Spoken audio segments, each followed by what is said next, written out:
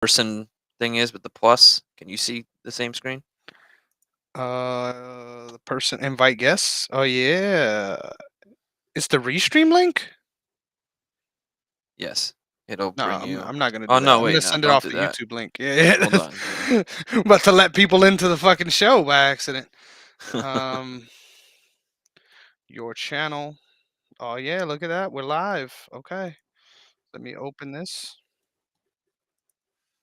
All right, and then I'm gonna post this on Instagram, and then we could get started, brother. Yes, sir. All right.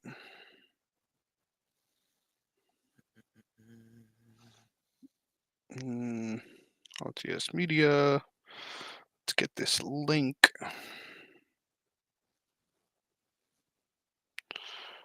Share. Copy the link. Instagram.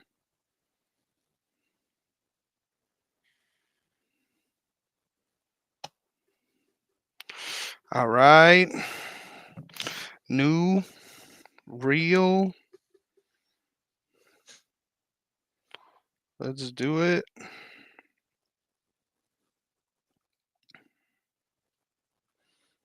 New. Real.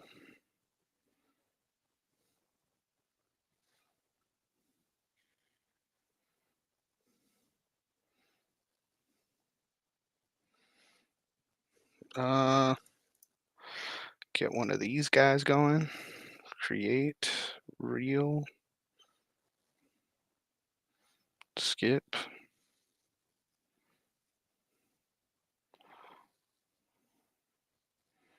Start over.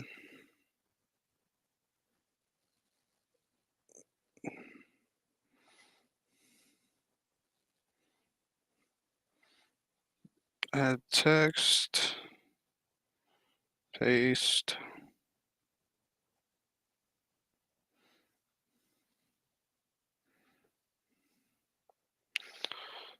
All right.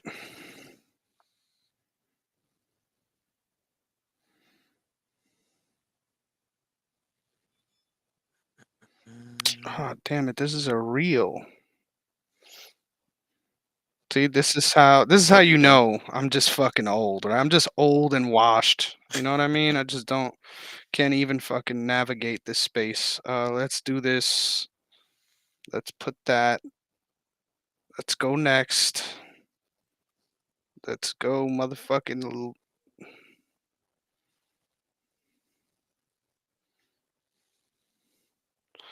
music.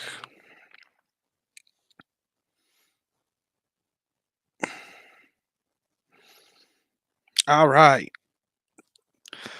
What is going on, ladies and gentlemen, boys and girls? You are on the sidelines with the Sideline Guys. And today, people, today, we are back again for another MMA edition of the Sideline Guys. And of course, I am joined by my regular co host, a man who gets 1 week off and suddenly, just wants to let go of the reins entirely. But it's great to have him back nonetheless. My guy, Sean Negron. How's it doing, brother? It's going well. It's going well. I'm glad to be back. I take a little hiatus, but you found me, and we're here. We're here doing the damn thing. That's your quote right there. Yes, sir. Look, I'm rubbing off. Even when he's making his return back, I'm rubbing off. You'll love to see it. And hopefully we won't have to rub one off during this show. I'm looking forward to talking, especially because we just finished the press conference. Do you have any thoughts or anything you want to meander about before we jump right into our breakdown of the full fight card of UFC 290? Regarding the press Yeah, regarding the conference, press conference. no, they're all bad at trash talking. I hope they don't do it again. It's fun because you build up. I get it. You build up the pay per views, and Covington just says anything he wants, and but you get everyone's pretty cringy up there. Leon Edwards seems to like stutter over his own words. Covington's just saying anything to get attention. Uh, Tony Ferguson's just saying the same old thing, and then Patty's just Patty was quiet, and then I think he was the best one of everyone up there. And then it's still it's such a great card that those guys up there kind of clown it out a little bit. If Ian Gary was there, oh my lord, it would have been a whole nother show. But it's gonna be a fun Saturday night for sure. Yeah, man, I really do wish Ian Gary was there to make it happen because literally like you said, this was just cringe levels that we haven't really seen before. I mean, when you're making Tony Ferguson look like a linguist out there, we're in for a bad time. I thought Patty actually did pretty good, just kind of off the cuff, off the whim. But yeah, that was so cringe, man. But thankfully, we are joined together, right, to still do this previous show after all the nonsense. We're gonna go top to bottom as always on the show, which you love to see. Well, bottom to top, I should say. Our first fight of the night, after unfortunately Randy Brown and Muslim Salikov fell through. We've got Martin Boudet, one of my dynasty team members, going up against Shamil Gaziev at plus 126. Sean, you're rusty. You haven't been here for a while, so that means I'm going to you first. Who you got? How? Why? When? Where? Ooh, all right. This is a nice one to get me started after a good week and a half off. But you know what? You know what I always say. It's experience for me, and I I want to go different because I know this means double for you. But I'm gonna go with Boudet here. I just think I think Boudet, if he gets this, he's cracking the top 15 here. And even though Shamil has had an incredibly impressive win during the Contender Series, I do think that, like I said, experience always plays a factor, and I think it's gonna get Martin the win on Saturday night.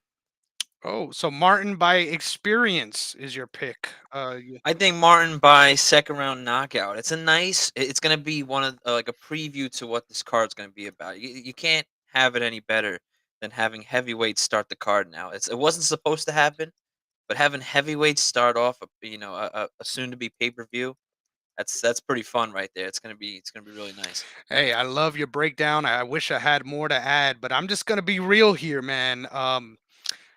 I like me some Shamil Gaziev for exactly 3 minutes, and after that, things get real Gazzy, if I could say the least. This man just gasses in every one of his fights, and going up against the one guy at heavyweight that I'm confident won't gas in Martin Boudet feels like a very simple check button for me. I'm pretty sure. Obviously, there's a lot of worlds here where Shamil gets him out there early, but I think it's safe to say Martin Boudet should be able to do the damn thing once it hits rounds 2 and 3 and just put it on him, right? No pause in every way possible. But with all that being said, we can move on to our next matchup. Andre Feely minus 170 going up against Lucas Almeida. So I'll take the reins on this one, man. I honestly was very surprised when going back through the footage to sort of get an idea of Andre Feely's game and what he's about. Kind of was surprised to see that the way his style has changed in the last couple of years, and I think it kind of is a little problematic when looking at this matchup, man. I think I'm going to reluctantly, I'll say this right off the top, I'm going to reluctantly pick Andre Feely just because I'm not really a fan of Lucas Almeida and what he's been able to do. I mean, obviously, he's been dynamite in the fights that he has had, but lost his last time out via arm triangle. And I think, despite Andre Feely having this reputation as someone that's going to go out there and brawl, I think he comes from a very smart camp at Team Alpha Male, and they know what to do, right? And how to take advantage of these kind of matchups. I think if we end up in a scenario where Feely can take this guy, Lucas Almeida, down early and often, I don't see why he strays away from that. But I think the longer this thing goes on the feet, it actually is a little bit of danger for Feely. I feel like, especially with the way they match up on the feet, just the southpaw into orthodox matchup, I think it's going to be interesting to see whether or not Lucas Almeida has actual striking chops. Like, I feel like this is hands down the best guy he's faced so far. So we'll see if that power and technique transfers over. But um, all other things I'm looking forward to in this matchup really just revolve around my guy Julio being here. Shout out to Julio for coming through to watch the damn show. But like I was saying, just getting back to this matchup, I think Andre Feely is a dog, and I think the longer this fight goes, the better it is for him. Give me Touchy Feely. How you feeling, Sean? I was gonna ask you before I say what I say because I am picking Andre Fili as well, but I wanted to ask you: do you know when Andre Fili began in the UFC? Ooh, that's a great question. I would say 2016. Am I right on that one? 2013. Holy It shit. was UFC 166. Cain Velasquez versus Junior Dos Santos God 3. damn. That was his debut. That's how. That's how you know he's been here for a long minute. So it's it definitely put and he's faced, the best of them. Max Holloway's, Yair Rodriguez, Calvin Cater's, freaking so many different opponents. It's but you're right. When you said it before in the beginning, how he changed his style, that's what got me to I didn't want to pick him and I didn't think I was ever gonna pick him again. But I don't like Almeida because I never really see him on a consistent basis, and that really bothers me. I feel like there's a lot of times where I find out he's got a fight, and then there's a lot of cancellations that come into play, and then, or I feel like I think it's only once this year, and maybe once last Mhm. year, but every time I feel like I'm starting to see him get some momentum, it never really takes place. And like I said, Andre experience always comes into play here for me, and while I don't like either of these 2 guys' future necessarily, I think Andre gets it done, and I'm gonna say it's gonna go to decision, but I think he wins 29-28 range. Damn, Sean is cruel, man. I agree with you though. I think both of these guys are serviceable at this division, and I think they would be worse off, honestly, if they cut either of these guys off a loss. I feel like they have a good spot in the division, but yeah, I don't see any of these guys being title contenders either. Next up, we've got Tagir Ulambekov going up against Cody Durden, one of the most hated Americans in my eyes, if you ask me. Sean, I'm throwing to you early and often, brother. How do you feel about this bantamweight matchup? Right? This is bantamweight. No, no, it's not. This is this is flyweight. Sorry, excuse me. Yes. I think honestly, I think this is gonna be very one-sided. I see Tagir by knockout first round. I think this is gonna be a nice show for Dagestan and this fan base. Yeah, Cody's not really one of the most fan favorites out there for sure. But I just see this as a complete different matchup, and specialties here are definitely going to come into play. And I really don't see a situation where Cody comes out on top That's a great fucking shout, dude. I gotta ask you, why? What about this matchup makes you think that Tagir Ulambekov is going to be the first man to knock out Cody Durden? because you know what? I just think that I don't want to go into super specifics here. I just think that there is a case in a point for how styles match up here, and I think that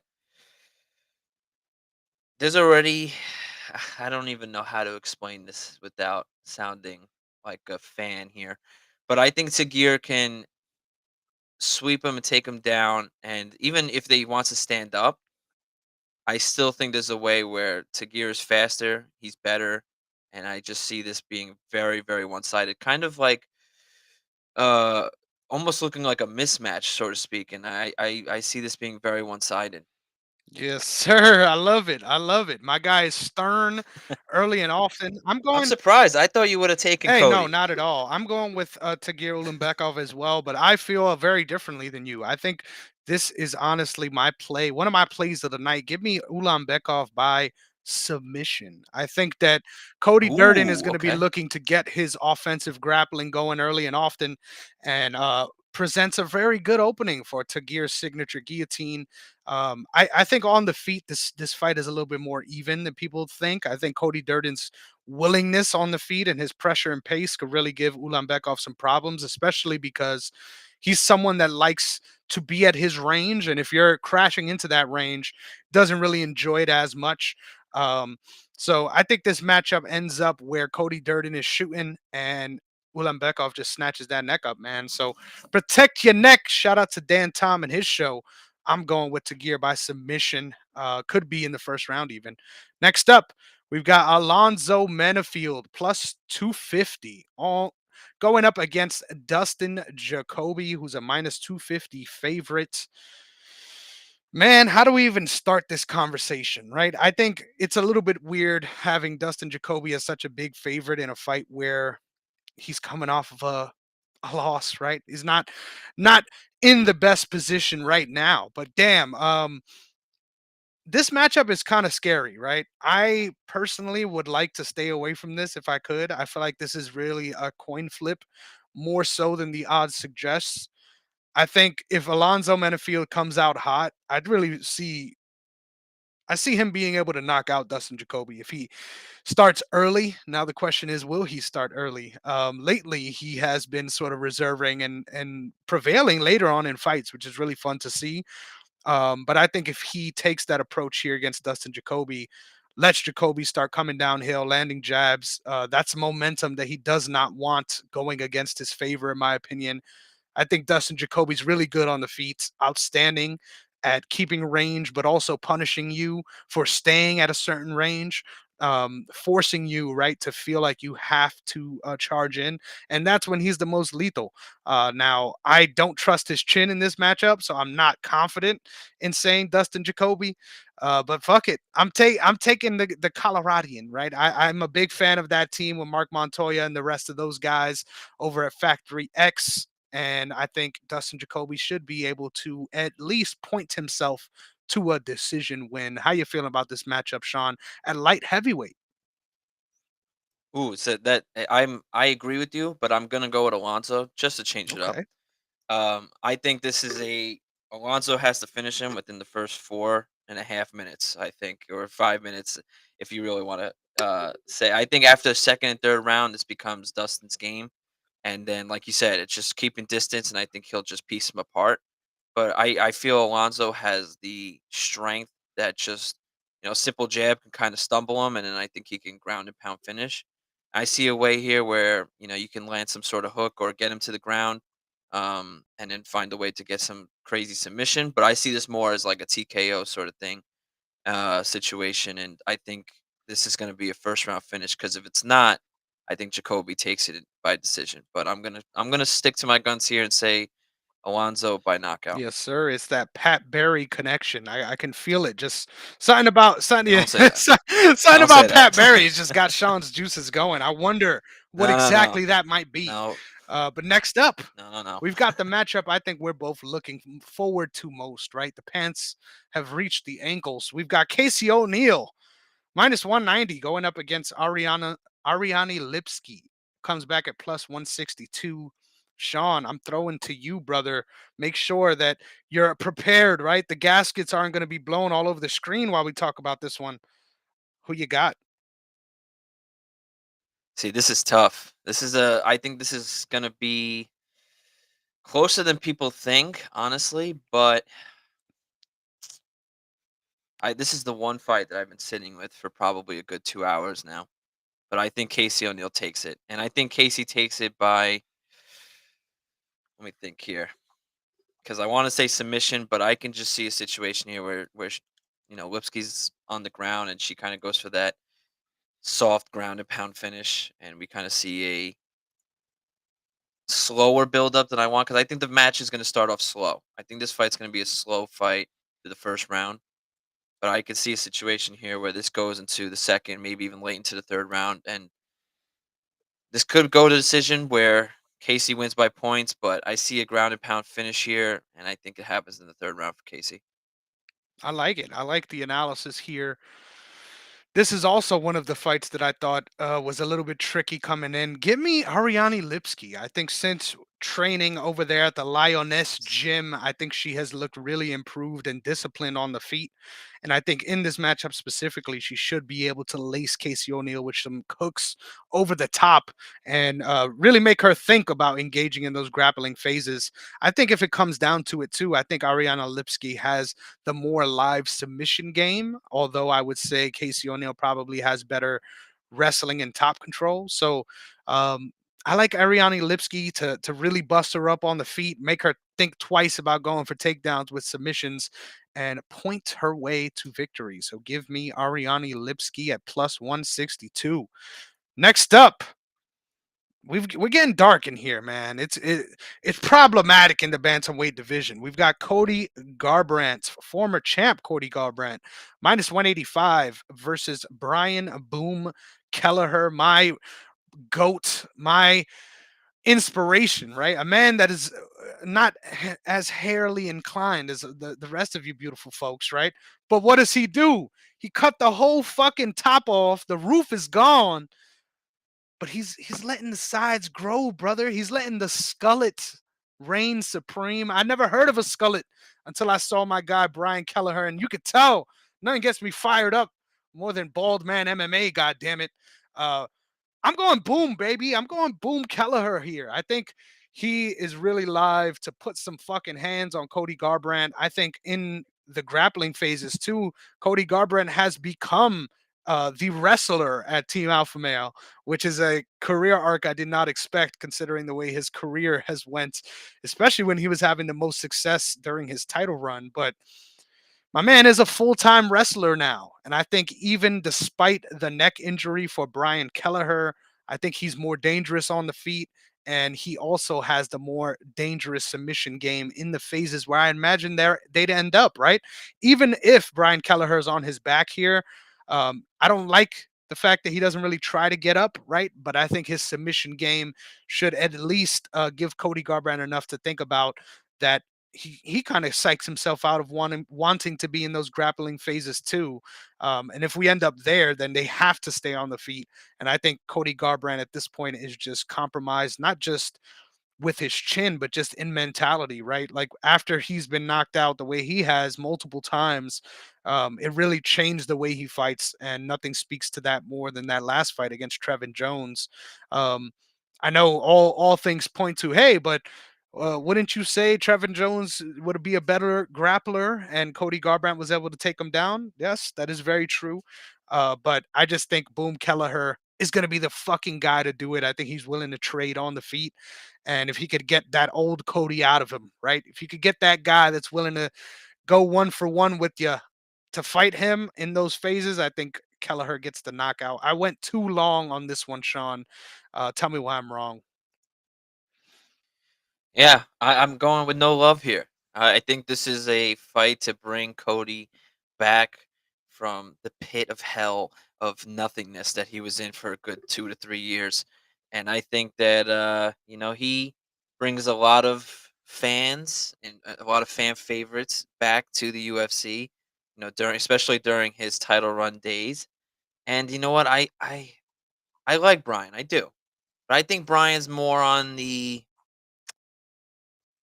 end, if that makes any sense. Well, same thing with Cody. Cody's got no chin. So, it could Brian could hit one little clean, hook or jab or anything, and you could see the end of Cody. But I don't know if Cody's chin is gone because of the fact that he was fluctuating going in weight so many times, and going from flyweight back to bantam, back to flyweight.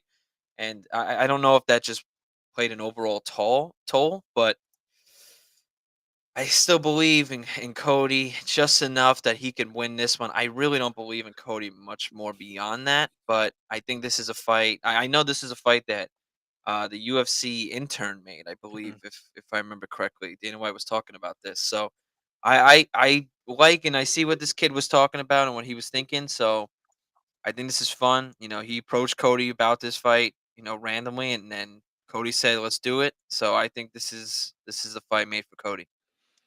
Great shout. I agree, brother. I think this is gonna be a weird fight, nonetheless. But my guy's gonna get the fucking dub here. I don't care. I don't care if we're on opposite sides. I'm loving some Boom Kelleher. Next up, we move on to the same division, just the opposite gender. We've got Irene Aldana minus 180 going up against Carol Hossa. Don't say Rosa, cocksuckers. Plus 163.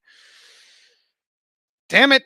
Damn it, Sean. I'm forcing you to go first again with the women's. You take the women's I fights, know, I man. know, Go ahead, brother. I know.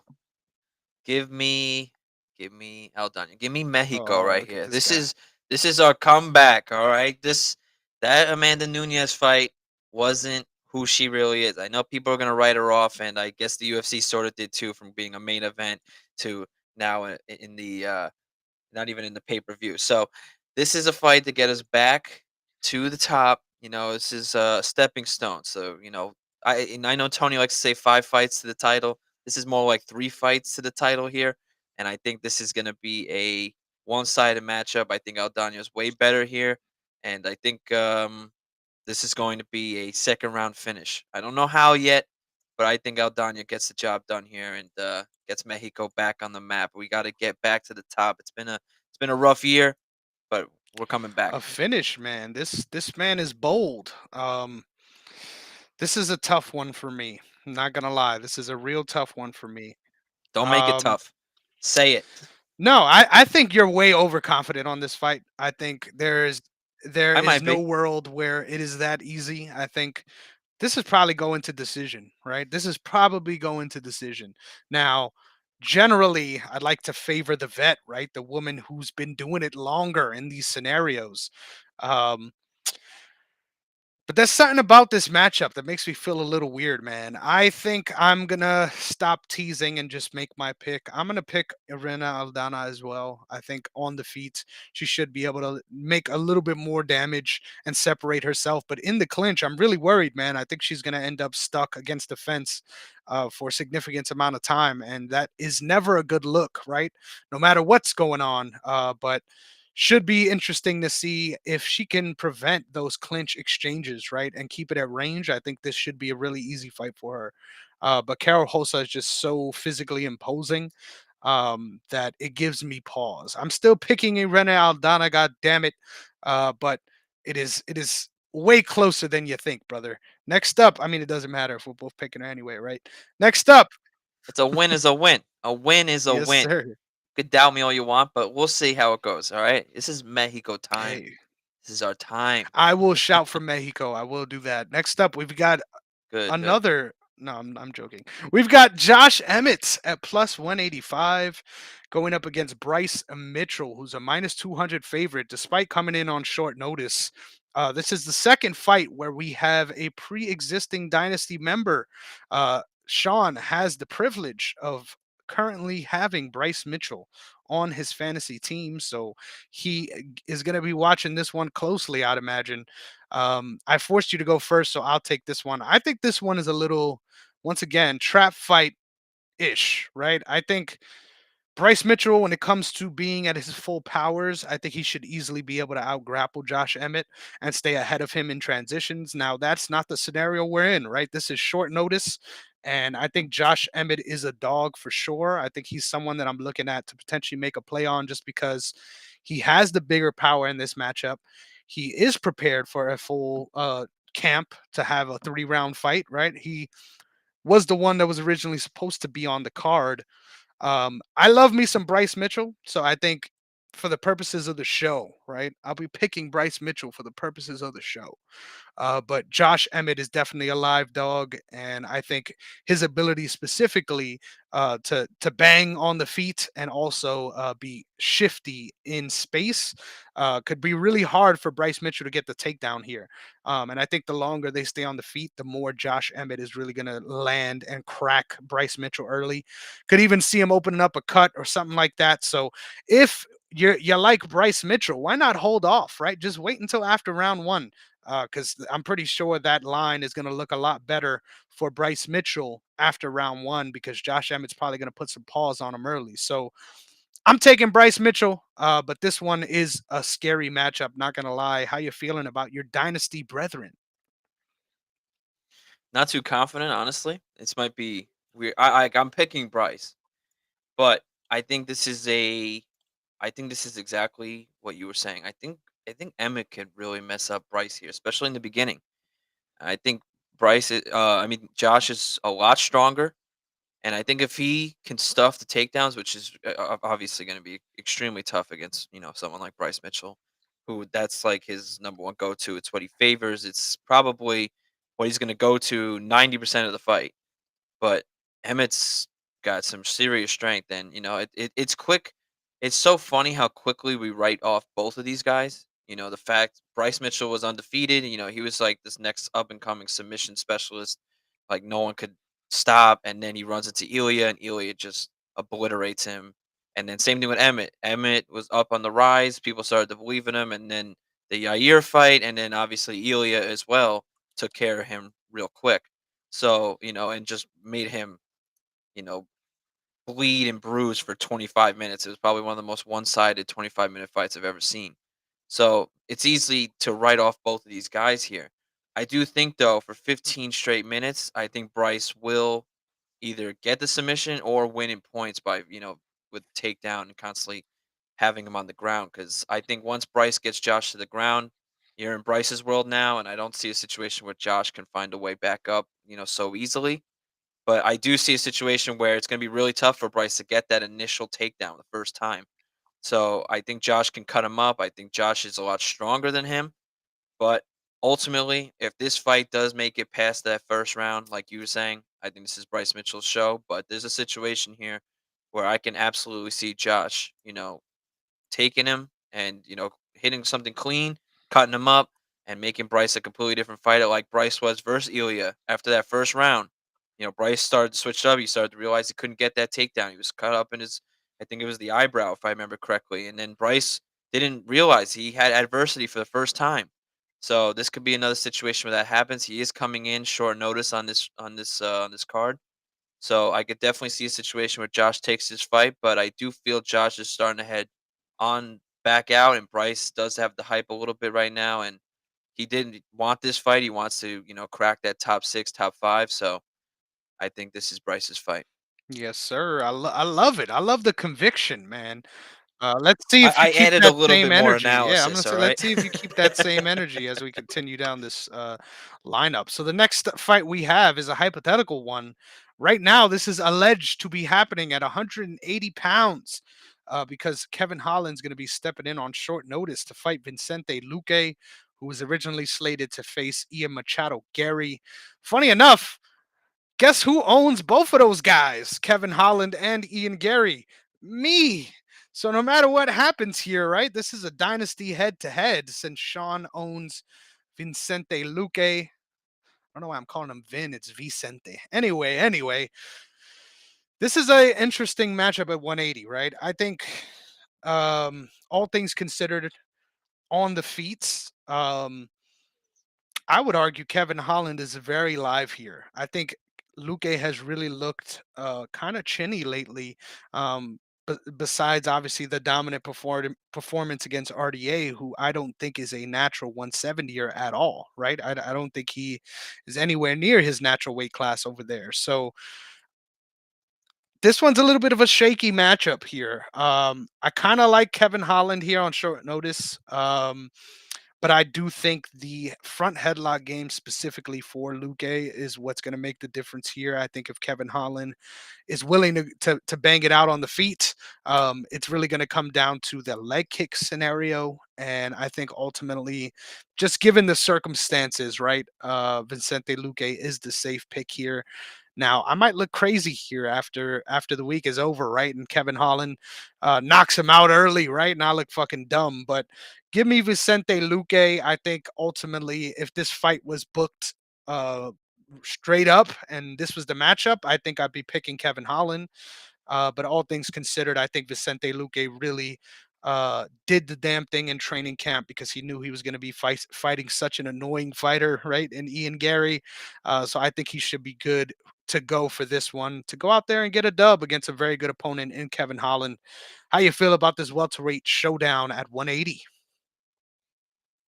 I think this is sort of like the weight wise is perfect for Kevin Holland. But I see a situation where you're coming in on 2 days' notice. It's pretty tough to have no camp and literally just only cut weight, whatever. I don't know what Kevin Holland's weighing at right now. I don't know where he is or if this is even going to happen. But this is Luque's. This is like a perfect way to add to the win column for Luque. And if this fight doesn't happen, I really hope that they just run this back with Luque versus Ian Gary, either at 297 or 298, because this was a good fight. I was looking forward to this one.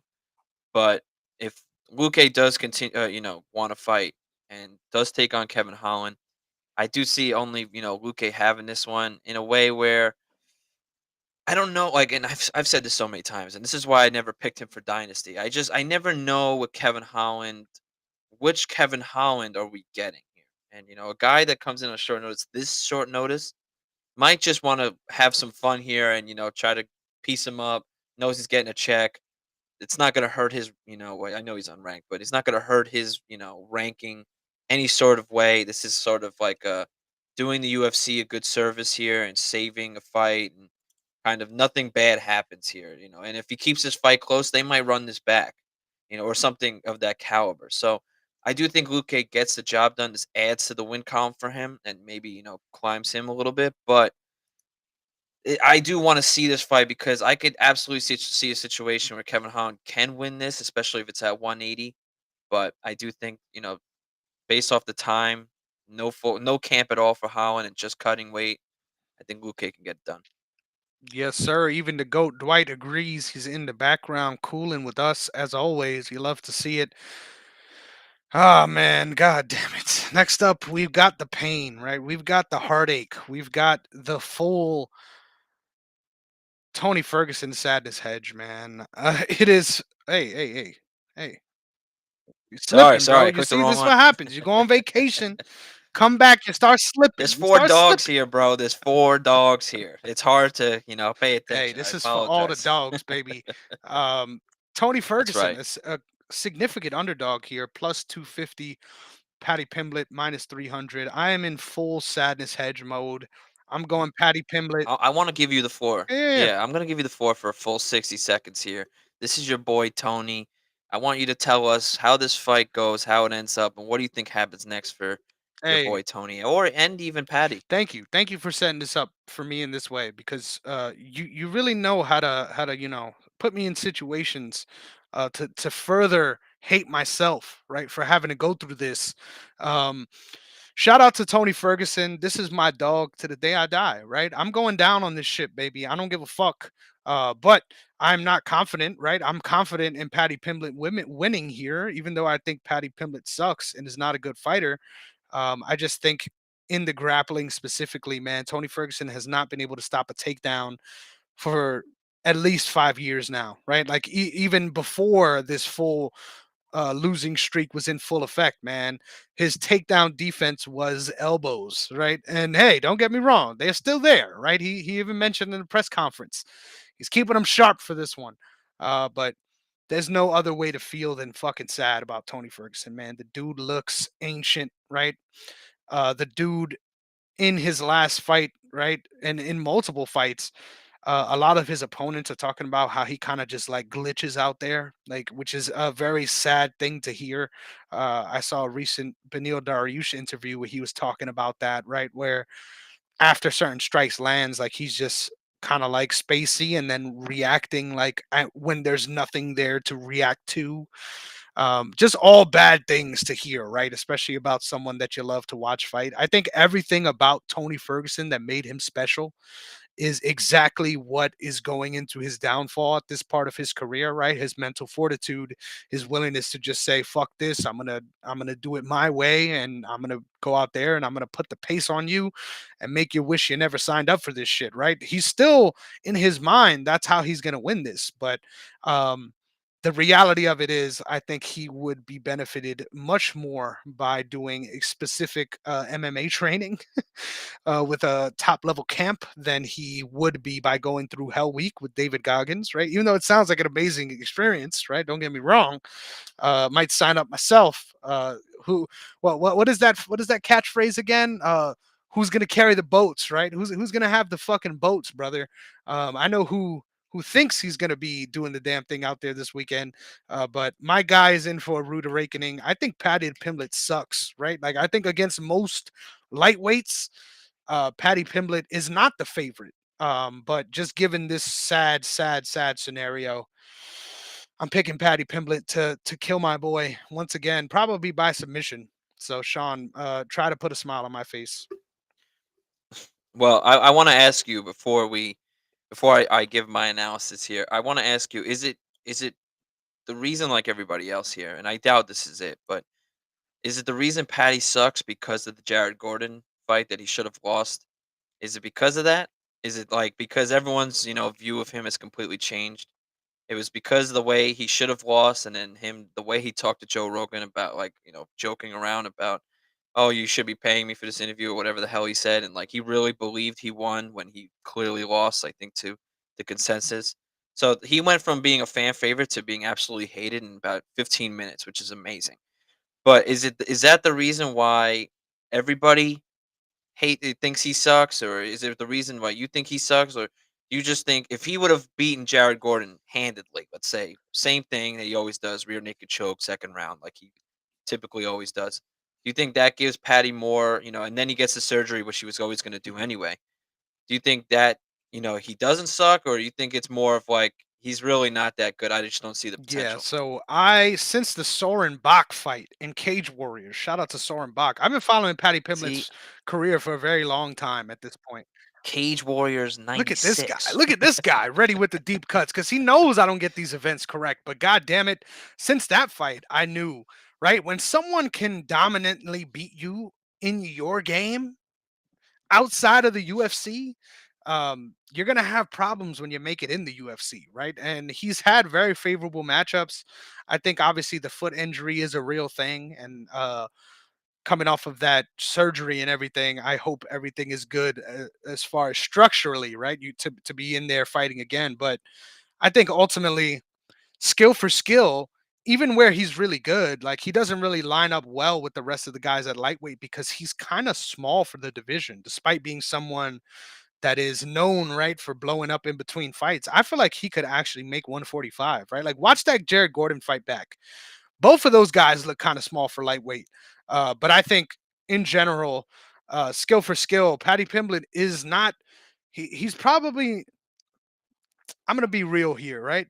There's a lot of contender series guys that have been signed that haven't fought that are better than Paddy Pimblett. Like straight up skill for skill wise. I just think he has gotten a lot of favorable matchups, and I think obviously it makes sense why they want him to succeed. He's someone that is very polarizing. He's very good on the mic, very natural. Unlike Ian Gary, he's someone that has a unique personality, right? He's not out there running Conor McGregor's greatest hits and just trying to claim fame off of someone else's one-liners. The dude actually has charisma, and I think that's why people like him. But I think skills wise, when it comes to MMA, um, very decent on the feet, right? Doesn't have length to really be successful with his jab, even though that's one of his more um, what's the word? It's one of the strikes he uses most often, and is probably the most effective with. I actually think his 1-2 isn't bad, but once again, when that's what you have to look forward to, and your offensive game is really reliant on your grappling phases, but you're not a great wrestler in a division that has a bunch of killer wrestlers and guys that will specifically chop your legs up and not even give you a chance to get in on takedowns right before they compromise you. I just think Paddy Pimblett is not going to go far at 155, man. I think they could match him up very favorably, right, and put him in a good position. But once it comes to if he ever gets to fighting somebody in the top 15, there's no shot, in my opinion, that he establishes himself as a title contender. I know I sound very, very harsh right now. I got a lot of positive things to say about Paddy Pimblett, God damn it. But unfortunately, most of them aren't about his fighting skills. Yeah, I think if this was I would say if this was like 2 fights ago for Tony, I would choose Tony here. And I chose Tony against Bobby Green. I think I chose Tony against Bobby Green because I just felt that Tony could one final time, just win and then go out on a win, but Tony doesn't think normally like everybody else, and he thinks he's gonna 5 fights to a title this. So like I still don't understand it. But this dude's on the verge of 7 in a row. I don't think have we ever seen Mhm. that in UFC BJ Penn, this history? is the second coming of BJ Penn, brother. Well, yeah. That's true. I forgot how long that ran for. I remember when BJ Penn came back and it was just an absolute nightmare. I don't remember. Bro, I this hurts forgot it my went to heart. Can I just 7, say this but right now? Can we please go can ahead, you bro. guys This is please you. go back to a time, right? When this is all over. I don't care if you are picking against Tony like I am, just go ahead and look back at his run where he was on top of the world, right? Watch that Edson Barboza fight. Watch that Rafael dos Anjos fight. This guy deserves to be talked about as one of the best lightweights we've ever watched compete in the UFC. And unfortunately, I would say the mix of these next following factors, right? Never officially getting a title shot, never putting himself in a position to officially get a full time payday as champion, even though he was interim champion. What was it, twice? One of the only guys to be a two-time interim champion. Um, it's just sad all around. And I think had he made the money he should have made during his run of excellency, we probably wouldn't be seeing this right now. But because of all those other things, and because at this point he is just a shell of his former self, once again, his main skill that used to really propel him forward in his wins was his grit and durability, his ability to continue forward through some gnarly fucking shit that most people just can't withstand. And all of that is gone. And all that's left now is just a bunch of yes men that are willing to say, yeah, good luck. You've done this before. We've seen you do it before. Let's fucking do it. When in reality, someone should really be intervening, whether it's his family or otherwise, to get him to realize how detrimental he's being to himself at this point of his life. I mean, that's the only real way to fucking put it. I think even if he wins this fight, honestly, hear me out on this one. Tony Ferguson winning this fight is the worst thing that could happen to him, because then somehow He he's going keeps to end going. up in a top 10 fight next, right? And he's just going to get fucking absolutely smoked once again. So no matter what happens We're here, just delaying the I'm in inevitable. for a night of sadness, right? I'm going to be full on rooting for Tony Ferguson as if I expect him to win. But goddamn, I'm ready for the pain. Can we move on? Is there anything else? Now, see, this is the point. I wanted to drag this out as much as possible so that we can get you to get all the feels. I Oh, want all the feels to come out here, mhm. But I do feel for him in a way because 5 canceled fights against Khabib, literally taking on the Gaethje fight a month after he was supposed to fight Khabib the final time, and then just started this horrible streak of, man. He's got to be one of the most unlucky fighters of all time to have that 12 fight win streak, and now we're on the verge of 7. I don't know if I gave my pick, but I am choosing Patty here. But I really don't know. I think this is going to be relatively close the first 2 rounds. Maybe Patty starts to edge it out in the third, but I see Tony really putting his entire career on the line here. And I could see a situation where Tony does land some shots like he did with Bobby Green. He knocked down Bobby Green and he just was really slow that fight. I don't know if he's going to be even slower in this one, but when he said in the press conference, "I'm bringing the blades back out," it's been a while. I'm like, dude, the fact that you have to say that, put the blades away. Like, yeah. Let's finish this fight and let's consider your career moving forward. But oh man, Tony's gonna be. You're picking Patty, right? It's gonna be tough. All I right. am picking Can we move Patty. on? Fuck, man. God All damn. right, all right. I'm sorry. All right, Shit. All let's right. let's let's go. Next up at welterweight, we've got Shavkat Rakhmonov minus 600 going up against Stephen Thompson at plus 475. Now this is a fight where we can make a case, right, for some old guys. Sean, I'm gonna let you start because for whatever reason you enjoyed that, right? You enjoyed. It was I kind of did. like being put through a fucking haunted house, right? Like just screaming for your amusement, Sean. So I'm gonna make you take the lead on this one. And I honestly don't. I don't like this fight. To be honest with you, I love Wonder Boy. I really do. But I think this fight is painful to watch, and it's gonna be tough because Wonder Boy's all about distance, and I think Shavkat's just gonna smother him. And I see a situation here where Shavkat's just a way better fighter, and I know Wonder Boy wanted this fight. He wanted to make one final attempt at a title, and this is the best person to face. If you can beat him, this kind of gives you that one-way ticket right to a title. Shavkat, I believe, with the win here, could probably be considered next.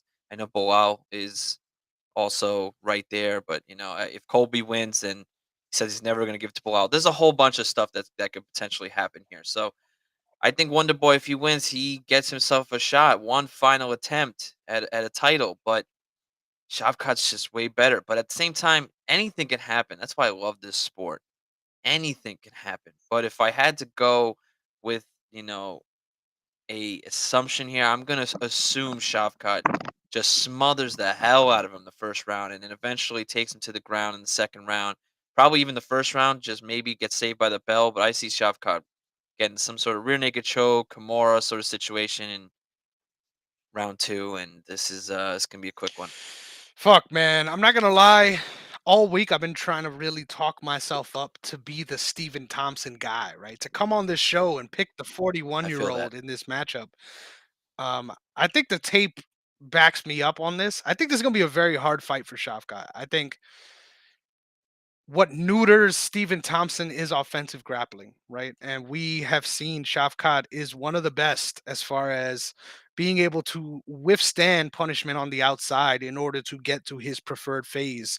And he has a different kind of strength, man. I honestly won't be surprised if Shafkat like bonks him and knocks him out on the feet. Like that's another thing that could very well happen with this level and this stage of Stephen Thompson's career.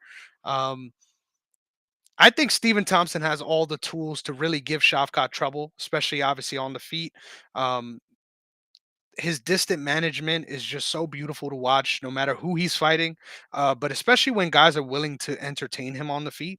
And I think Shafkat, to a certain extent, is going to allow for some of those moments, right? There's going to be moments where they're at range fencing.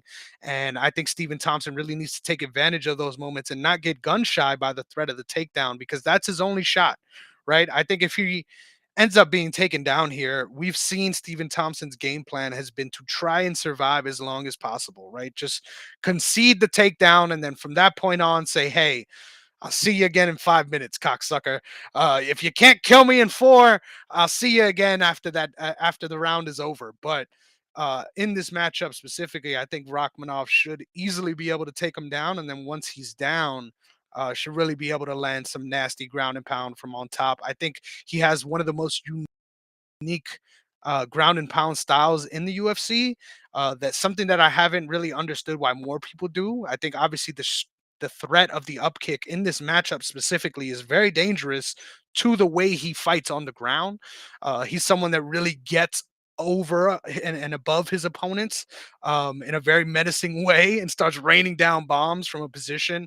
It's kind of like hunchback, right? Like it's not even in someone's guard necessarily because he rises above your guard. He seats his hips above yours in a way where you can't even really claim guard. Like from there, you're just either getting bombed on or trying to go to your back. And the last thing you want to do is give up your back against a killer like Shafkat. I'm a fan of both of these guys, and I would love Stephen Thompson to get a last hurrah here. But I think ultimately Shafkat is just too much, too good for basically anyone in this division, but especially in this matchup, man. I think I'm surprised he's minus 600. Like I think in some places he's like minus 750, minus 800. So this is the best line we could find. Your shout out to Best Fight Odds. Um, would love for Stephen Thompson to do something out there, but just too many ways for Shafkat to win, brother. Yeah, I think so. I think this is a clear situation to, continue to bump up who he is threatened to be in this division. I want to ask you though, if Shafkat wins, do you see more of a situation where Shafkat gets next, or you still think that Bilal finds his way to be the next for title contention? It's a great question, man. I think all things considered, most likely Bilal's going to be getting the next shot. Right, he is the backup fighter. He's there, in Vegas, right? It's Vegas for this one. Yes. So he is there in Vegas. So if anything happens, God forbid, to the goddamn main event, he will be there. Yeah, I think it'll really take a lot for Shavkat to leapfrog him, especially because just consider where Stephen Thompson was in his last fight. He was fighting someone outside of the like in the fringe of the top 10, let alone to be someone right that highly ranked when Bilal has his spot. Like honestly, bro, if Shavkat leaps Bilal off of this, we riot, right? Like that's another that's another L for Palestine that I think we are just not ready for, right? As a collective. So I think Bilal Muhammad has to be the next opponent for the title at 170. But Rachmanov is coming, right? Whoever that next guy is, I'm pretty sure it's gonna be that guy from the Kazakh that I'm sure nobody is going to be wanting to fight in the next couple years. But I love that you framed it because now I could send the hard questions your way. God damn it, we've got a rematch at flyweight, which is just becoming notorious for rematches at this point. We've got Alexandre Pantoja, the champ, -190, going up against Brandon Royval plus 165. The last time these guys met, Alexander Pantoja was able to get a second round rear naked choke. Right? Is that correct? Look at Yes. this. Look at this Yep. guy, Sean. How are you feeling about this matchup, and what does Brandon Royval need to do to make a difference? I I do like how Royval has this 3-fight win streak, and he definitely looks better than he did in the losses to, Pantoja and Moreno. But I feel like this is like I feel like we're set up to have another sort of trilogy here between well, way more Quadrilogy, than a another trilogy. quadrilogy. Yeah, with Pantoja and Brandon Moreno, because Brandon Moreno is the backup fighter here, and he's not going to fight this time. But I think when Brandon Moreno does fight, I think it's Albazi's fighting next. I think that'll set up this quadrilogy, whatever, in setting up this crazy division. And I like it because you know what, I feel like there are flyweights coming on the rise, and I think we're just kind of delaying it, and we're just getting everyone to catch up a little bit because it's been a little slow the last couple of years, and I think this is I want to believe in Royval to do the unthinkable here, but I always see him as like a number three to me. I always think Pantoja and Moreno are right there as the top favorites always, and then I think Royval and like Kai Kara France, they're like right there, A minus tier. They're right there. I see a situation here where Pantoja is just way better, honestly. But I do love Royval's confidence, which is what makes me believe in him a little bit because he looked a little gun shy in the first fight, but he seems to be very confident going into the second one. And I can see a situation where Royval does do the impossible, but I just think Pantoja's a serious and probably going to be or could be a very long-standing champion here. And you know me, Mexico, Brandon Moreno's the guy. That's my boy right there. But I think Pantoja puts Royval away in this, could be even the first round. But I think this is a fight where Pantoja's way better and he gets the job done. I'd like to believe. I think it's third round submission this time. I would like to believe Royval does better, but I think Pantoja's a different beast. Whew. God damn, Sean, you're coming out hot, picking the guy who won the first fight to win the second one. Fuck, man, this guy has balls the size of grapefruit, man. Thank you for going out on a whim there. Nah, Did I'm I talking a delay lot of the shit. inevitable there? I'm talking a lot of shit here, but honestly, I feel very similar to you in this one. Now, hear me out here. I think it's gonna be very hard to get me right from the Bronx, good old me, to root against someone who walks out to many men, right? One of the best walkouts ever, in my opinion, right up there with That's right. The Rain by DMX. Shout out to Luke Rockhold for making that a memory that's just fucking etched in the brain, brother. But Many Men is probably 100% my walkout song. I still to this day think about that moment we were in your house and we were discussing walkout songs. And I said fucking Miss You by Blink 182 before I said Many Men. Like just a terrible decision. Clearly the wings were getting to me. Um, I say all this to say I think Alexander Pantoja is honestly at a very interesting part of his career, man. I think that last fight with Moreno is some of the most brutal uh punishment I've ever seen a fighter take in going on to take a win, right? Like despite despite Sorry. shout out to the train. Yeah, Sean just running trains all these hoes, man. He can't keep New York quiet, god damn it. That's right. But I think hands down Pantoja has really took a lot of damage in his career, and I think that's when things are going to fall apart. I think ultimately we're just going to watch his chin go. Like I think until then, his skills are very phenomenal in this weight class for someone for a weight class that is so predicated on just fast scrambles and being the faster guy out there. He has a control submission game, which is the hardest thing to have, in my opinion, at flyweight. Because I mean, even guys like Demetrius Johnson, right? The biggest knock on him, one of the goats, one of the best of all time, was that it was so hard for him to find finishes earlier on in his run. And that's because just so many guys are so technical at this division. They're so fast. A lot of the times, if you're getting an advantage, it's for a split second and you need to capitalize. And if you don't, everyone is just too skilled, right? Like at heavyweight, it's a completely different fucking sport. I encourage you guys to watch a low level heavyweight fight and to watch a low level flyweight fight, just between people who aren't even top 15, right? Just a random low level fight. If you could randomize what fight you choose and it just pops up on the screen, bro, you're watching flyweight MMA. This is peak. This is like people know what they're doing. They're in all phases of the game. You have to be well rounded. Like there's still divisions like heavyweight where you don't need that, right? You don't have to be dynamic in the grappling phases because the fucking fists go bonk, baby. But in this weight class, to have a submission game that is predicated on control, to have power in exchanges, to have that level of grit and durability, like good fucking luck fighting this dude. Like even if you are going out there and you're hurting him, like Moreno was able to do, it's just going to be so hard to put him away. He's just too dangerous. I think until we see him get knocked out, I'm not going to believe that it can happen because the dude's chin is just fucking insane at this weight class. I think if anything gives him trouble here is adaptations from Brandon Royval in one direction and one direction only, and that is being more deliberate, being more considerate with his output. I think if Brandon Royval sticks behind a jab in this fight and comes forward in a strong, smart way, could actually end up hunting the back and hunting a rear naked choke himself. I feel like if he could put together a disciplined game plan on the feet, keep things at range, he's gonna force Pantoja to run in, right? And why not catch him in a guillotine or something like that, right? Like these are all viable paths to victory for Royval. I just don't trust him based on what we've seen in his career to be willing to stick to a game plan for that long. I feel like even if he does make some adaptations, once the firefight begins, old school raw dog is coming out, baby.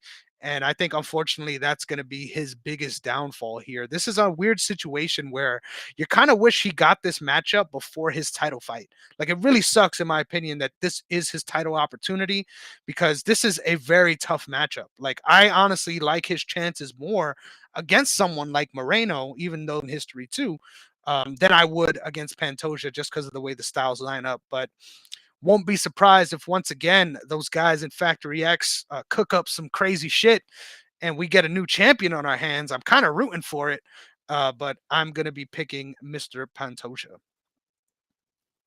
Yeah, I'm rooting for it, but I think Pantoja wins, and I think we're having a second coming here, a Rocky and then a Creed franchise sort of situation here, where Moreno comes back out and now faces this Pantoja for the basically the fourth time, and I see Moreno finally ending that crazy chin of Pantoja's. The fact that I could not believe that both of them were able to make it all 5 rounds in the last fight. And I think Moreno can be champion again, but that's just because I'm Mexican here, so I have to believe in that. But I think Pantoja is better here, gets the job done, and we have a nice future coming in this flyweight division, man. I'm very excited Just all action fights, right? Like no matter who it is, for no sure. matter who's fighting at flyweight, I'm tuning in because I love this division. This is, in my opinion, prime. This is peak MMA. And if you're still hating on the flyweights, you're fucking casual. Next up, we've got the main event. Leon Rocky Edwards minus 155 going up against Colby Cuckington himself plus 140. Your GOAT, your favorite of all time. So, you know what, Sean? I'm laying out, right? You're laid out all week. God damn it, Sean. I'm doing it again. I'm forcing you to go first because I'm really intrigued on which way you're going to go. You've been talking a lot about this matchup, and whenever we talk about it, you're talking about Colby Covington, right? You're not talking about Leon Edwards. So I'm really excited to see which way you're going on this one, Sean. Why don't you let us know how you feel about this main event? This is going to be a lot of fun. I look forward to this fight. But I just want to point out, I don't know if you have realized, but you have always given me the main event to go first. I think it's like 5 out of the last 6. I think it's a game plan that you're doing so that I pick someone so that you can just match me and then, just get away and get as close as you can to these picks. Mm. I know you're winning in dynasty. Okay, that's different. The, But the the the picks, one I'm part where we still the actually have to successor here. use all of our brain. Yeah, I feel you. Yes. Yes, exactly. Yeah. Yeah, yeah, yeah. You can have your little Mhm. victories, all right? I'm winning the battles right now, all right? So, it's this fight though is going to be it's going to be a lot of fun. And I think this is a fight where Covington should have not been given the title shot. Should have definitely been given to Bilal, but Covington's a draw. Bilal is not. Nobody cares about Bilal Muhammad fighting. Okay? Let's just keep it real here. Any casual fan or any real basic fan, let's say you pay attention to the prelims and main card only, you still don't care if Bilal fights or not. You're never going to buy the pay per view because Bilal's on the card. All right. So Covington is the reason. It's in Vegas. You got the former president coming in here. This is what you do on the last card of 2023. You're gonna hype this up as crazy as possible. It. I do give Covington the credit of Leon did have the opportunity to have a UK card again. Didn't something happen and it didn't get done. I know Covington's full of shit all the time, but this is gonna be a close fight.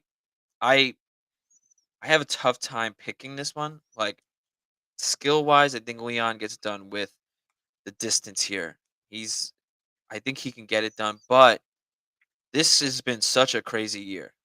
I remember that tweet that came out, and I'm almost like hesitant here because that tweet that came out about Sean O'Malley, Sean Strickland, and Colby Covington becoming champions, like the whole the UFC would burn in flames, and like the UFC would go down.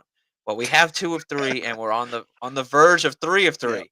All right, I don't think anyone picked O'Malley. Nobody picked Strickland, and now we have Colby here, who didn't deserve a title shot, but he's here now. And the thing is I don't know how good Colby is. This is what's so tough about it, is because Colby's been out for what? It's over a Mhm. year, right? We're well beyond a year. So that's what makes it so difficult to give a read. If Colby was fighting 6 months after the Masvidal fight, I would no doubt give Colby the nod here. Really? But Leon, yeah, because you know what? I'm just not the biggest believer in Mm. Leon. Because and Leon's got whatever 8 9 years of unbeaten, but to keep it real, he was losing the Camaro fight, and I'm not taking away the hail mary thing that Covington said. He won, Mhm. head kick, doesn't matter when it happened. He got it. It's over. And the third fight between Edwards and Usman, Edwards won that fight. Granted, there was some eye poking, some Some cut fuckery. checks, some fence grabs. Yeah, the point deduction. I think only one was Mhm. nice. He's got a track record there of some illegal stuff. The Bilal fight ended in an eye poke, so Leon can do some sketchy things. But I'm gonna be different here. I'm going with Colby because I just want to change it up, and I think that this is such a crazy year, Yeah. and I think that Leon can get the job done in the first round. I think I see a crazy situation where Leon lands some crazy nasty body kick and then just finishes him off and ends Colby's career right here. It could career or whatever you want, a championship career right then and there in the first round. It could be super one sided and this could be a all joke. But I could see a situation where Colby kind of plays it safe that first round, tests the waters, sees what Leon's game plan is in the distance, and then I see a situation where Colby just goes full in on the third and fourth, fifth round. even the second round, and with some grappling, even some nasty combinations like he had against Usman. And I could see a situation where Colby does get the job done via points or by submission, but Colby doesn't have rock solid hands. I'm not a big believer in his power with his hands, but I could see a crazy situation with how crazy this year has been. I could see a situation where Colby is champion here and shakes up this whole division even more. But I can also see a way where this is the beginning with the Usman fights, and now with Colby, Leon is the next decorated champion at this division. Man, it's crazy. It's a crazy fight. I'm looking forward to it, but I don't feel confident in it at all. But to be different, give me Damn, Colby. I wasn't ready for this. Clearly, I was not ready for this. I wasn't prepared at all because I wasn't ready for it until like 2 minutes ago. I was about to pick Leon and just call it a day, but I talked myself into being different, and off of now I'm straight just choosing vibes. Colby Like because there's no there was yeah, no rhyme or reason but just vibes, and I love it. But let me make the fucking case because I can also make the case go for go go. Leon. I mean for Colby. I'm gonna make the case for Colby, and I'm gonna say right out, I'm picking Leon Edwards. You'll hear me get to Yeah, it, I figured. but I think Colby Covington is very live here. I think the grappling cannot be overstated. I think ultimately Colby's pressure is very real, and that's something that we've seen has been durable and lasted throughout all of his fights, especially the ones that went 5 rounds. The dude has to quote my guy Monk from the MMA Engine, the dude has lungs that go down to his ankles, right? The dude is just a unstoppable reserve of cardiovascular excellence. But as far as actual technique goes, he's really not bad on the feet, and that's where people tend to not give him enough credit. I think Colby is listed as a southpaw fighter, but in reality, he is a switch stance fighter. He is someone that in every one of his fights that I've seen, and I watched the majority of them back in preparation for this one, he has a very tailored game plan to who he's fighting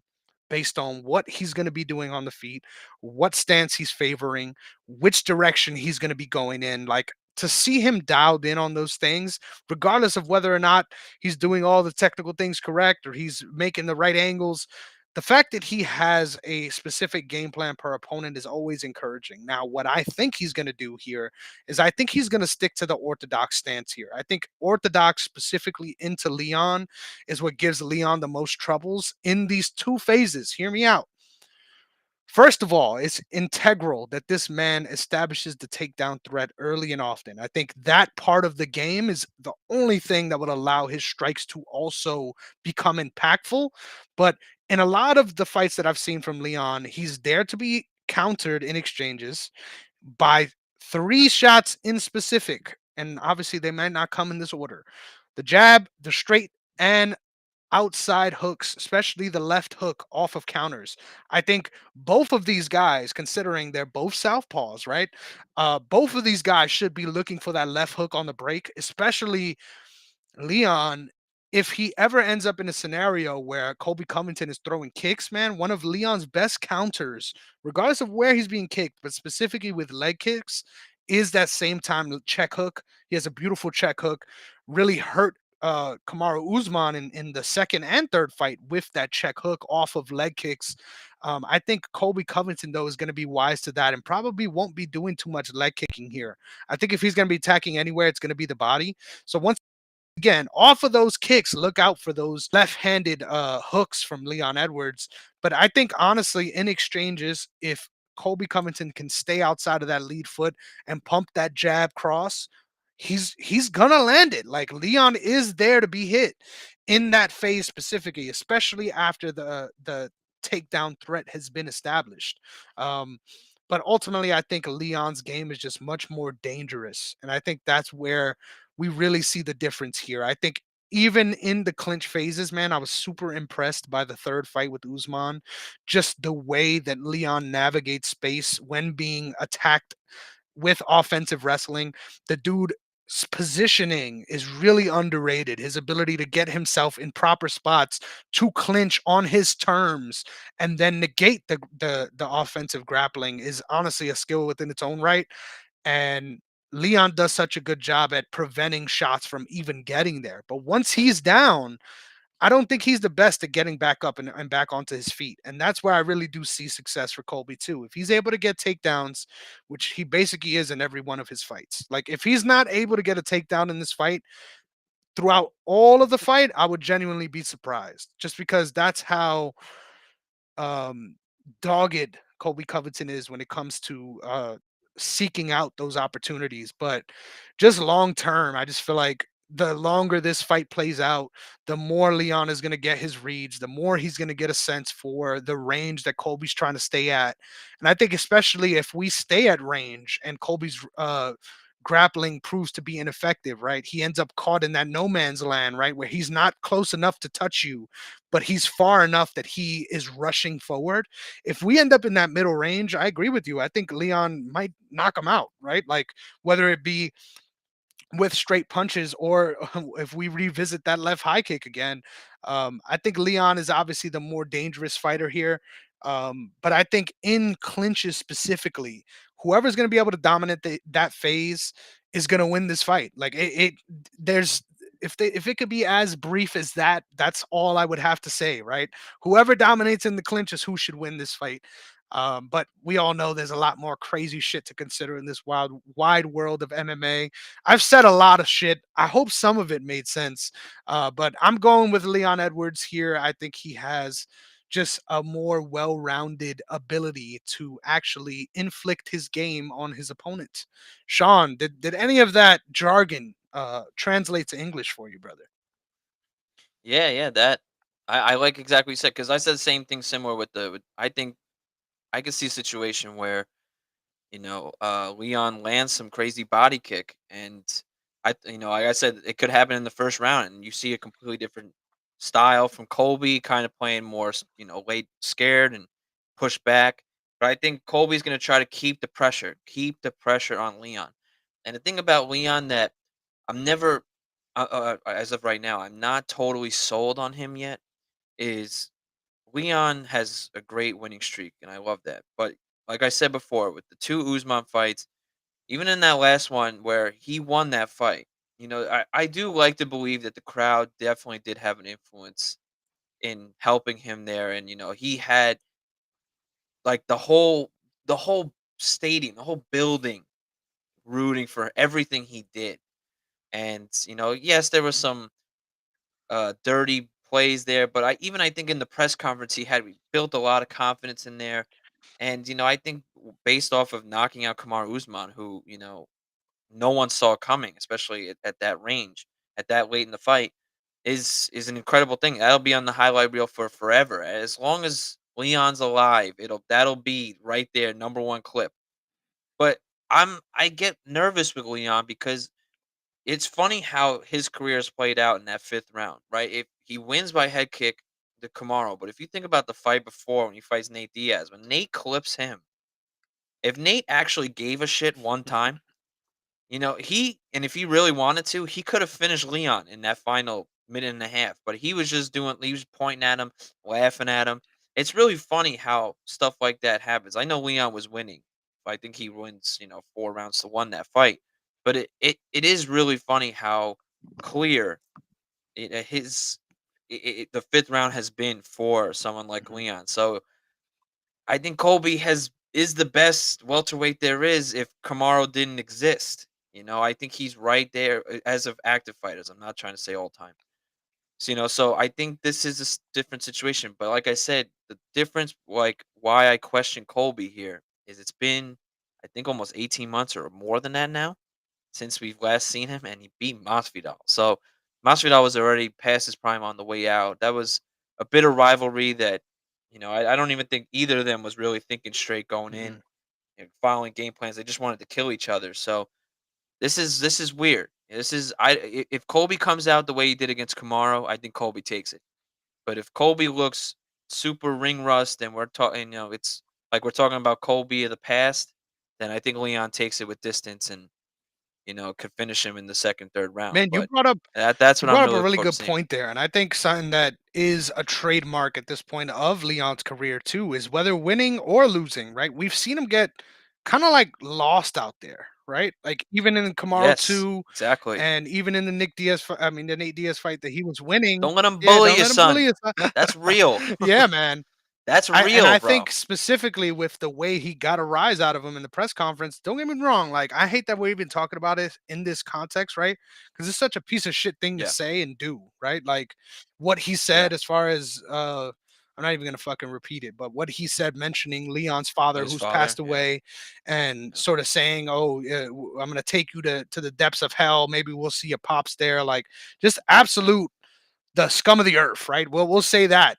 But I think there is something there to look out for as far as taking him out of his game a little bit, right? And maybe even considering like, hey, the combination of Colby the person in fight promotion and Colby the fighter Mhm. is might be what gets the job done here, right? Like if he isn't fully Yep. focused and isn't dialed in for what's coming because of how angry he is and he loses sight of the danger that Colby brings, this definitely could be a one-sided drubbing, man. I think if you're Absolutely. off at all against someone like Colby Covington, you could be in for a bad night.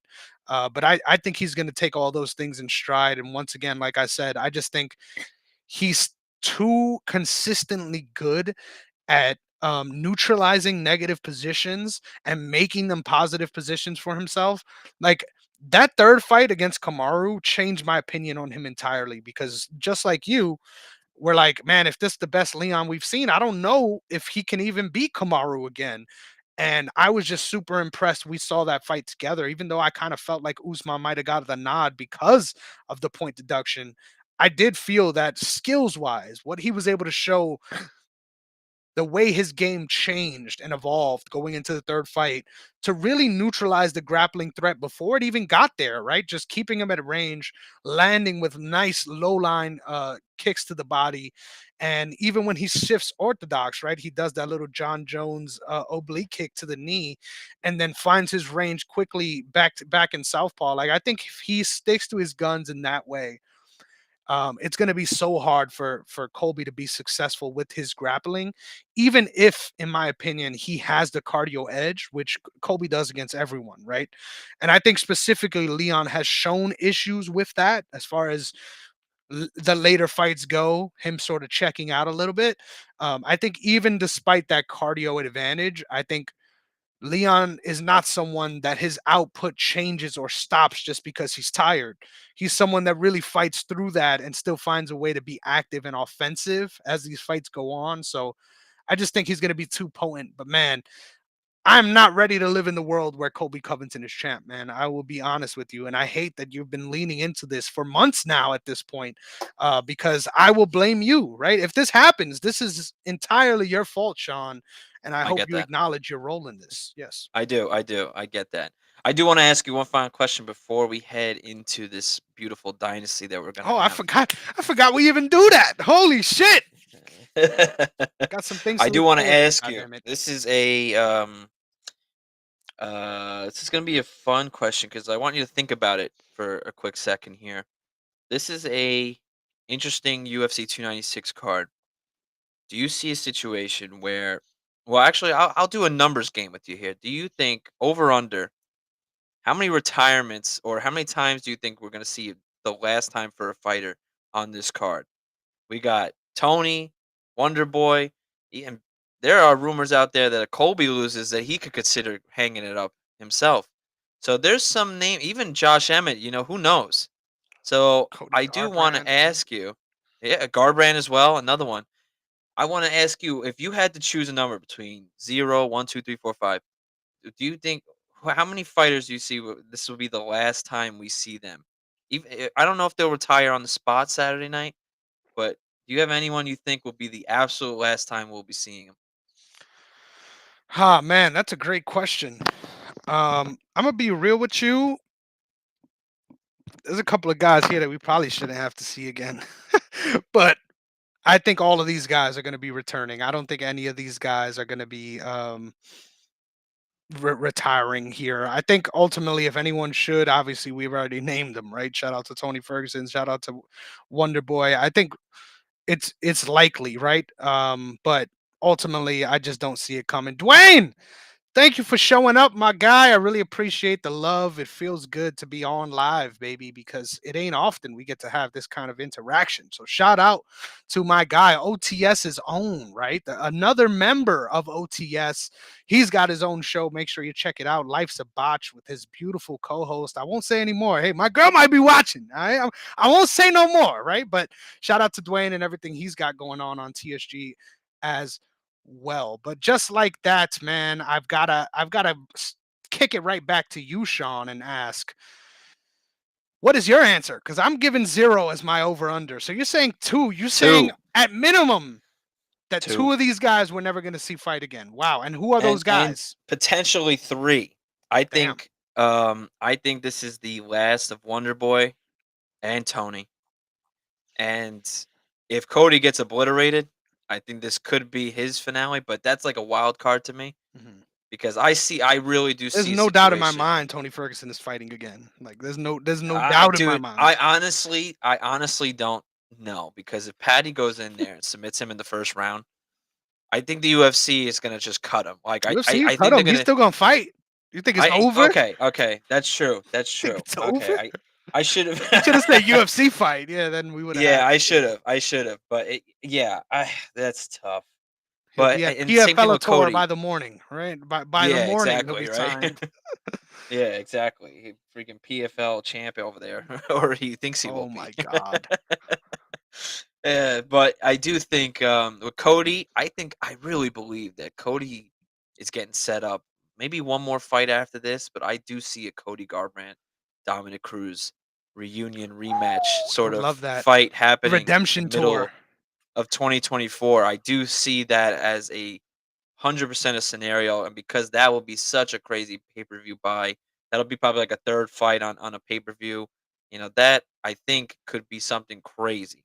Mhm, So I do see a situation where Garbrandt wins this and they keep him rolling. That's why I picked Cody because I think they're trying to bring that back.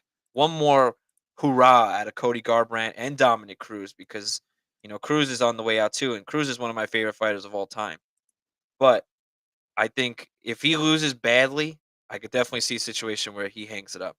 Tony, if he loses badly, I think he hangs it up in the UFC, but he will never stop fighting forever. But Wonder Boy, I definitely think because I think if he loses, that title shot that he wants so bad goes out the window. And he already knows that he doesn't have many fights left. He's really just trying to get to that title for one more attempt. And I think if you lose to Shavkat, especially handedly, I think he's going to realize, you know what, I did everything I could, and unless there's some, you know, s- stylistic matchmaking fight that works perfect for him to have fun, I think this is the last of Wonder Boy here. So Saturday night, I'm going to be taking all of these guys' fights, especially Covington too. yep. If Covington loses, we really have to consider what the hell is left for him. He's going to be 35, 36 years old. I think 36 in February. His title contention is Mhm. over. So he's going to have to figure out if he's going to try and talk his way into fighting Islam, Sean Strickland. He's already been talking about both of them. I think as a backup plan. So I don't think it's the end of him as a fighter. But if he loses this one, it could be the end of him in this division. So he talks about it being the man's division, whatever. But he might want to save his breath on that one because it could all end if he loses on Saturday night for him in this division. So I do think positively one, most likely two, in UFC and wild card Damn. three. Damn. I love how you said I'm gonna give you three answers to my fucking question. Fuck it.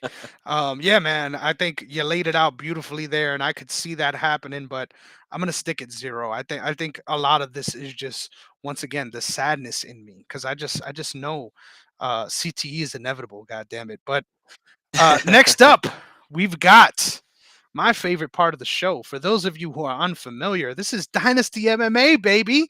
So I know you've heard of Dynasty football leagues, right? Where you draft these guys and they stay on your team for life. Well, that is the concept here with our Dynasty segment.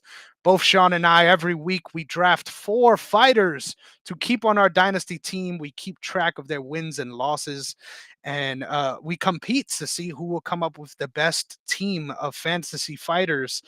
At this point last week, Sean was on a comeback tear. Yeah, should God we damn show it! last Yeah, week? yeah. Go ahead. I already said my breakdown last week. If you cared to watch when we went live, but you didn't because he was on vacation, right? So he didn't even know that I shouted him out. But yeah, yeah, look at this amateur hour too. He doesn't even know where to go. Doesn't That's even know right. where to go. This guy. But No, I'm watching. I'm just looking at all the green with yes. my So name next last to it. week It's you nice had to a look at. great week. I won't lie. You went 5-0 after all of your dynasty fighters won. Got the first time you got to see the double greens here. Usually it's just That's I right. just leave it blank because you can't individually highlight the names, but you went 5-0. I went 2-2, so we are now at a reasonably close situation. Now, hey, you're catching up in wins, but I've got you in losses.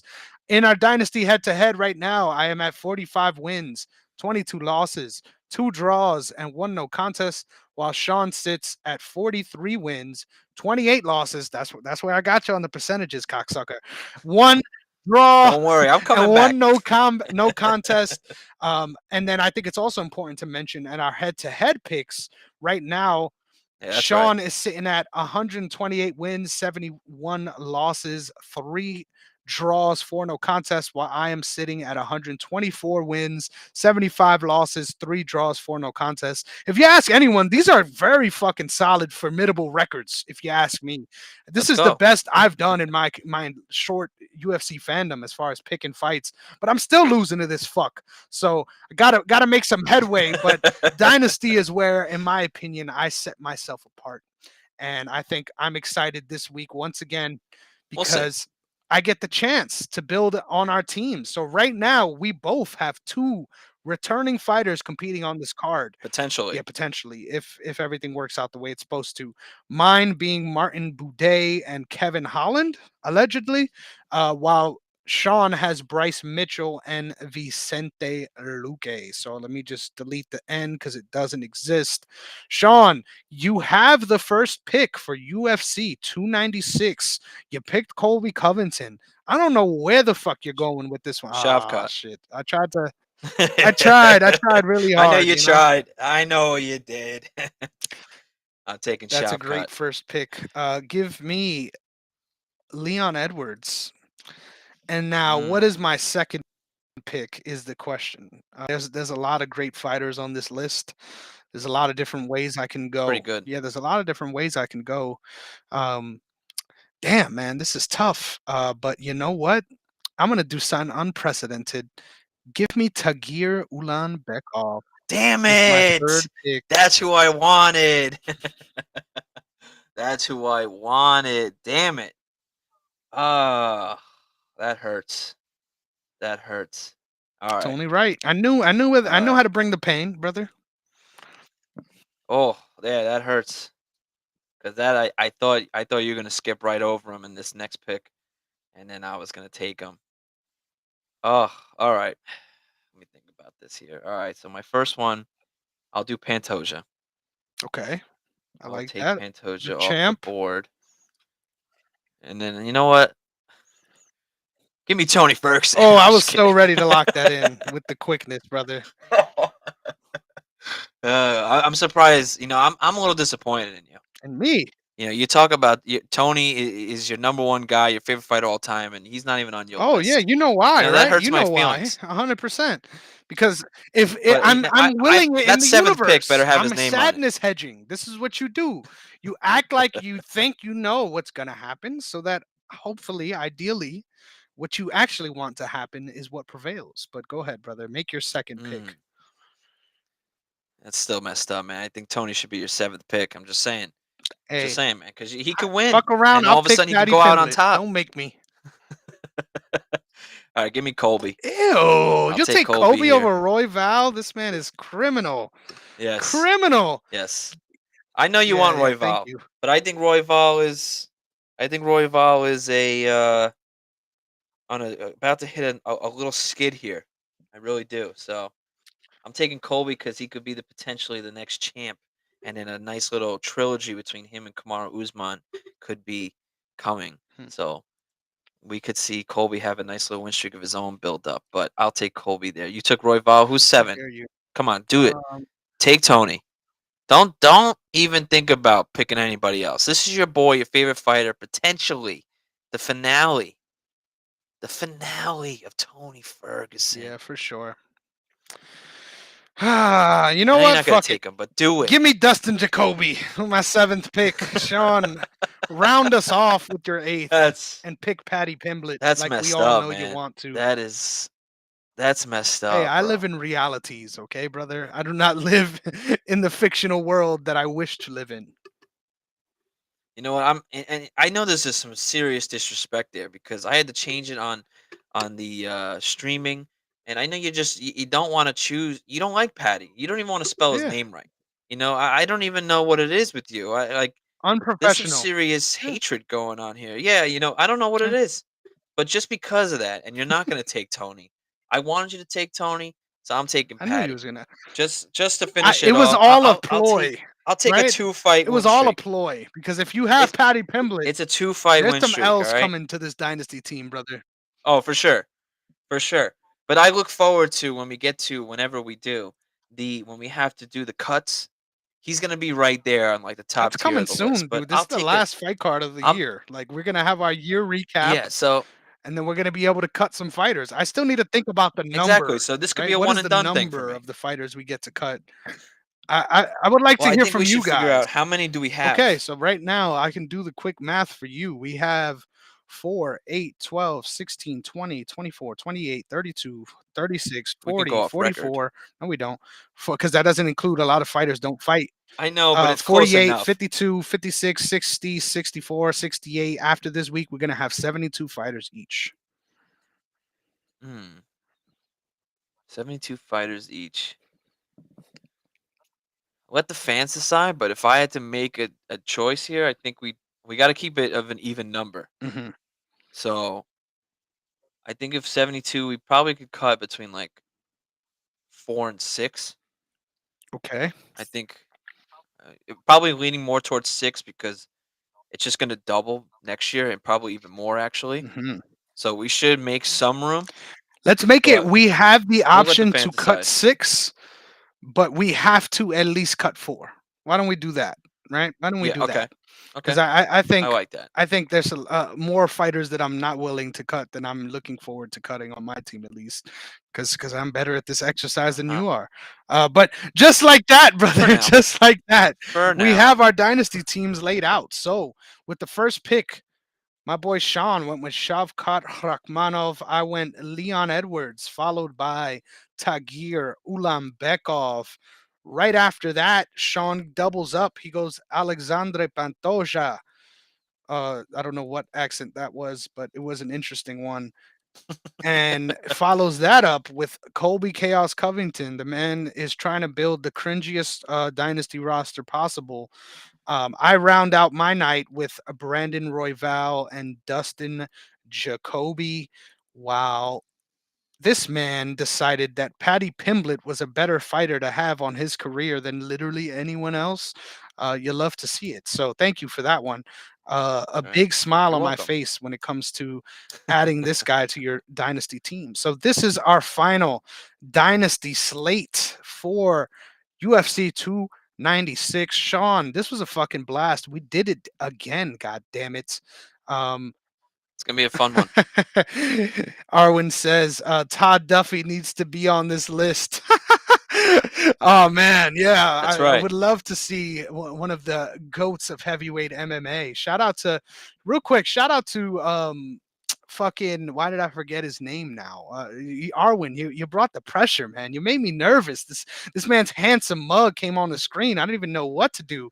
Um, yes, no, I was talking about um Kenny Florian, Ken Flo, that memory of that Todd Duffy knockout where he's like, Frank Mir, Rock'em Sock'em Robots. Oh my goodness. One of my favorite calls ever. So shout out to Todd Duffy. Hate that he isn't on the screen, but hey, thank you guys so much, all of you, for showing up, Shout out to Julio for being here throughout the entirety of the show. My guy's a fucking dog. One of my favorite guys to Dog. talk to when it comes to combat sports, including boxing. So, got to get I him see on the how it is. show soon to talk some shit. Yeah, because when it comes to boxing, this guy is really goated. And hey, shout out to Arwen. Shout out to all of you guys for showing up for us once again. But make sure that you're subscribed to the channel so that you can keep getting these beautiful faces delivered right to your inbox so that you never miss a second of what we have going on here at the Sideline Guys. We really got a lot of exciting things coming up in the new year, to say the Oh yeah. least. So a lot to look forward to. Make sure you're tuned in. And yeah, we'll definitely get Julio on to talk some combat sports, to talk some Devin Haney, because I know that's his one of his favorite fighters from what I gather. So I would love to talk to you more about some Devin Haney. But with all that being said, UFC 296 is right around the corner. I can't wait to see how right and how wrong we both were throughout this show. God damn it, because we always got some crazy things going on in this wild world of MMA. But ladies and gentlemen, make sure that you remember to keep your neck protected first and foremost, but secondly, keep the ball bags protected as well, because I promise there's going to be at least a couple of nut shots on this card. So call Oh, them for out sure. once they happen. Fucking at me. I want everyone to let me know when someone gets hit in the taint, because god damn it, if you ain't cheating, you ain't trying. We'll catch you guys next week.